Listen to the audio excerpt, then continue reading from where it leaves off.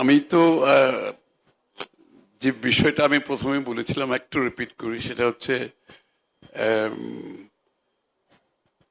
আসলে আমাদের male female issue ছাড়া আমাদের ফান্ডামেন্টাল ইস্যুটা হচ্ছে আমরা whether we can create a level playing field for everybody. ওইটা দিয়ে আমরা শুরু করতে হবে। Once we can create a level playing field for everybody, automatically মেয়েদের আর ছেলেদের প্রশ্নটা কিন্তু অনেকটা কমে যাবে। As I said, the glass ceiling, nobody has to break the glass ceiling. Let us remove the glass ceiling. এবং পশ্চাৎপদ যতটুকু ওটা শুধু মহিলাদের জন্য, আমাদের দেশের অনেক লোক, সাধারণ মানুষও কিন্তু পশ্চাৎপদ অবস্থায় আছে, অনেক কমিউনিটি পশ্চাৎপদ অবস্থা আছে। ওইটা হচ্ছে টার্গেটেড সাপোর্ট।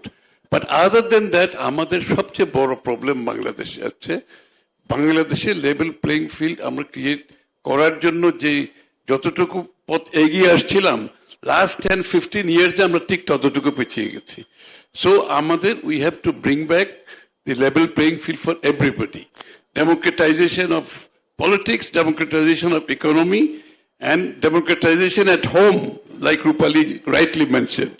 That সকলের জন্য level playing field at all levels we have to pursue in our policy planning.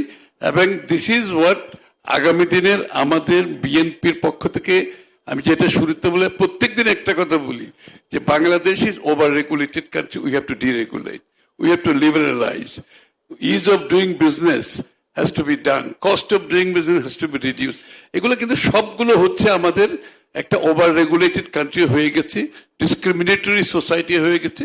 So we have to really democratize everything. The core value is democratization of a country. তাইলে সকলের জন্য সুযোগ থাকবে। মহিলাদের জন্য আলাদা কিছু করতে, এক্সেপ্ট ফর টার্গেটেড প্রোগ্রাম, আমি মনে করি না।